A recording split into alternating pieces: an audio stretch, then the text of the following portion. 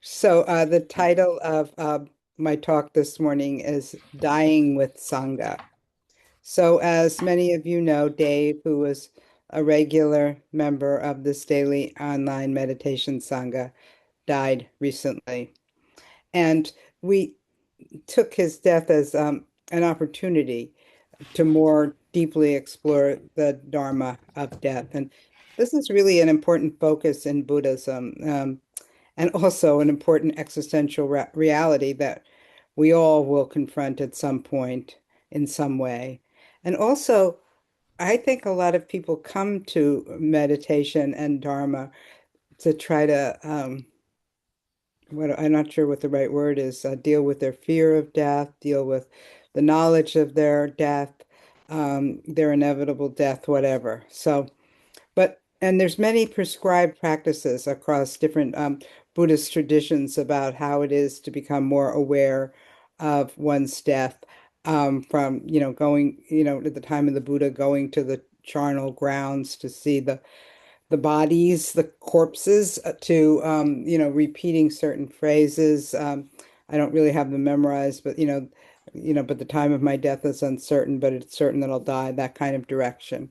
But here in reflective meditation, what we do, as we do with most everything, is we focus on death as conditions bring the topic into our awareness, into what's going on. So I'm going to speak a little bit about Pine Street Sangha here in Portland. We have several meditation groups, and many of them have been meeting for a long time, some for well over a decade, people coming and going, but mostly it's a strong core group. And when people meditate together for that long and reflect and talk about their inner world, something really happens as we become witnesses to each other's lives, as we see each other through our joys, our disappointments, our health, and and the decline. And so, over the years, three members of these long-standing groups have died, and I'm going to name their names: Val, Barb, and Jean. And what really strikes me is that each of them chose to be involved with Sangha in their own way as they were in the dying process. I'm going to tell you a little bit about each of them. And this is a strong sort of tendency I have, to really want to speak about the people who have died that I have cared about.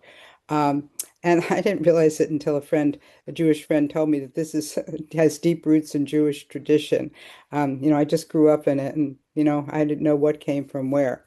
But at any rate, I believe that's what I'm doing in this talk today, is really honoring these three women.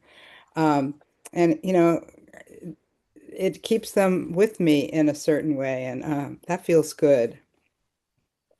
So the thing that's most notable is that each of these women chose to use the support of the Sangha or relate to the Sangha in a different way as they were going through their dying process. And I would say each in a way that really fit with who they were, authentically their personalities, who they were. And, that's how we meditate, right? We allow ourselves to meditate in ways that fit for what's going on in our life, our predispositions. So I'm going to start and actually end with Val. So she was the youngest. She was in her 40s, and she got lung cancer, despite never having smoked, because you don't have to smoke to get lung cancer. Um, and she made a very strong decision. Rather than turning away from death, she really turned right towards it. And in the final weeks of her life, we were invited to come to her home to meditate. She could no longer make it we had a meditation home, place. We meditated then, but she couldn't do that anymore. And at that group meeting, and I think most of us will remember this who were there, um, we got our name, which is the Elephant Sangha. And that came from a comment she made that day. And I can't remember the actual words that she said, but kind of the impression that stays with me was something about this quiet way elephants gather around when one of them is dying. Mm. And offer deep empathy rather than expectations. And I think there were a lot of expectations on Val to be the I don't know, the spokesperson for dying or something like that. And she took the role up, but in that moment, she could just be with us in friendship. Barb, she was a member of another group. I realized that really her gift, her leaning was really towards friendship. And I didn't know until our Sangha, we called the Sangha the Onion Sangha, had we had our own memorial to her. We had a day-long retreat not that long after she died, and we created a little memorial out in nature for her. And I learned that day that she had very important friendships with various members of the group that she developed over the years. Excuse me. Um, and just a couple of days before she died, one of those friends went over to Barb's bedside and we all joined her. Actually, I wasn't able to be there, regrettably, but others joined her on Zoom to be together one last time. And during this, she really expressed in the way she was able to how important everyone was to her. So even as her life was ending, Sangha was part of it. And then there was Jean. Now, Jean planned a grand vacation for the elephant. She was also a member of the Elephant Sangha. It was a fantasy vacation. We were going to have everything you can imagine. We were going to a beautiful resort. We were going to have fantastic food and massage, a $500 credit each for massages. And the whole thing always did seem unreal, and it turned out it was unreal because she died before the trip was the scheduled trip. But I think that that planning really just kind of brought us together with her. And that's what her daughter told us after she died, that that planning of it and imagining being with us really did help her ease the final days of her life.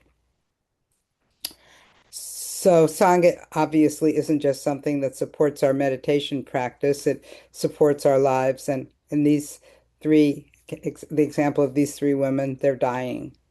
And this, again, is right in line with Buddhism, to remember impermanence, not to become gloomy, but as a way to become more present.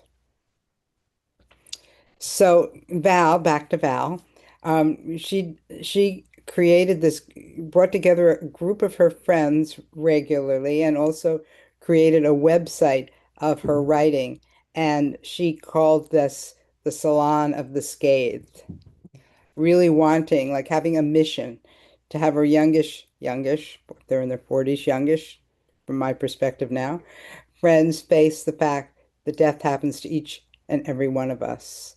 And the reading I'm going to do, there's so much good reading. When I looked at her that website, there was so much good reading. It was actually really hard to choose, but I chose for for this at this point to read like her intentions in forming this group.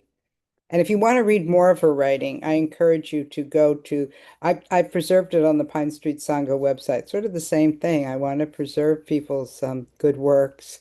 So it's on the Pine Street Sangha website, and it's under the menu heading About Us. And then you have to navigate over to Our Partners, and you'll see the Salon of the Scathed. So I'm going to read this, and as we're done, when I'm done, we'll meditate for in our usual way. We'll meditate silently for 30 minutes. And now I'll read from Val's writing. A think tank, a collaboration, an art project, a family, an idea, a group of lovely beings helping me to answer questions about impermanence and what it means to give up a ghost. What is the nature of consciousness? And how do we navigate abstract ideas when the loss is more tangible? How does this change community? Is love all there is? How much do I really have to care that I might die soon? Is disease a bad thing? Is dying a bad thing? Is it possible to die without being afraid or less afraid? Can we free ourselves from the tyranny of superstition? What does art do? What consolation is a community? Do we die alone? A, because none of us get out of unscathed. And two, because I am a natural collaborator and I am facing my own danged demise. And I thought the best thing ever would be to have the brainiest and most interesting people come help me figure it out. The idea is that there is this rare opportunity to talk about mortality, to talk about the whole beautiful and powerful and joyful and terrifying mess. All right, well, let's sit with whatever arises for us. And